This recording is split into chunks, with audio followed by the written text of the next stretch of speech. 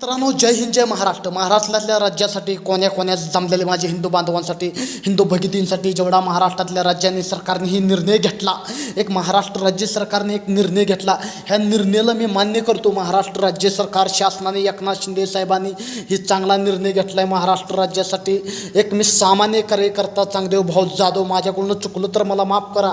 मी तुमच्यासाठी भाषण करतोय, तमाम जनतेसाठी, तमाम आया बहिणींसाठी, तमाम हिंदू बांधवांसाठी, हिंदू भगिनींसाठी, जेवढ्या महाराष्ट्रातले माझे जमलेले हिंदू बांधवांनो आणि हिंदू भगिनींनो आणि मातांनो, माऊलींनो, ही बघा माझी लाडकी बहीण म्हणून तुम्ही योजना काढली एकनाथ शिंदे साहेबांनी की देवेंद्र फडणवीस साहेबांनी काढली. तुम्ही 2-2 मिनिटाला निर्णय बदलताय, 2-2 मिनिटाला ही निर्णय तुम्ही कशा पाय बदलता? का धावपळ करता जनतेची, महिलांची? कोणाची काम असते ते, कोणाची अडीअडचणी असते ते, कोण इकडं पडतं, कोण तिकडं पळतं. धावपळ चालू राज्यात, किती धावपळ चालू आहे, सगळीकडे गर्दी, सगळीकडे गर्दी. तुम्ही 2-2 मिनिटाला निर्णय बदलायला लागलं महाराष्ट्र शासन सरकार.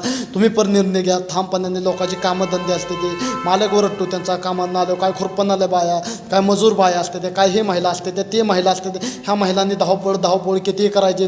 तुम्ही 2 मिनिटाला तुमचं सरकार निर्णय बदलते, 2 मिनिटाला निर्णय बदलते. महाराष्ट्रात राज्यासाठी कोण्या कोण्या जमलेले जनतांसाठी, तमाम हिंदू बांधवांसाठी, तमाम माता माऊलींसाठी, सगळ्यांसाठी मी सांगतो, महाराष्ट्र शासनाला एक माझं चुकलं तर माफ करा. एकच तुम्ही ठामपणे निर्णय घ्या.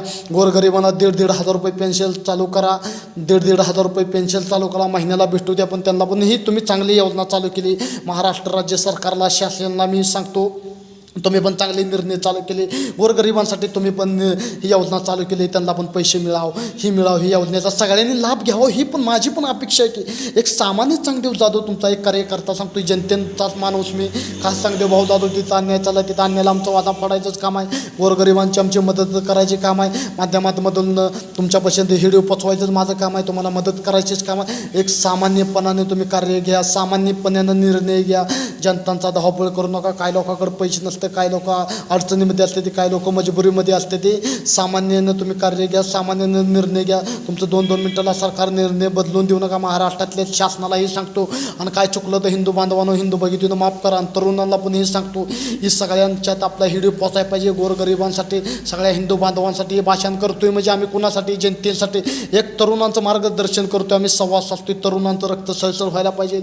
गोरगरिबांना एक नवीन विचार यायला पाहिजे डोक्यात. गोरगरिबांसाठी कुठला तर कार्यकर्ता झटतोय, त्यांच्यासाठी मदत करतोय. महाराष्ट्र राज्यात धावपळ चालू, इकडं चालू, तिकडं चालू. सरकारने एक निर्णय घेतला, तुम्हाला पण वाटलं यायला तुम्ही अशावर जाणार, आम्हाला 1,500 रुपये मिळणार, हे सरकार 1,500 रुपये देणार. पण मान्य आहे तुम्हाला, सरकार देईल 1,500 रुपये. पण 2-2 मिनिटाला निर्णय बदलत असलं तर हे सरकारनं मग ठामपणे निर्णय घ्यावा. ठामपणे जनतेला 1,500 रुपये मिळावं. विधवा महिलांना, बाकीच्या माझ्या बुजुर्ग महिला, किती 30, 35, 40 वर्षाच्या अशा महिला आहेत, त्या अशा महिलांना मिळावं, त्यांची पण आशा असते. काही जणांकडे हे नसतं, काही जण कोणाचं धावपळ करायला नसतं, हे नसतं.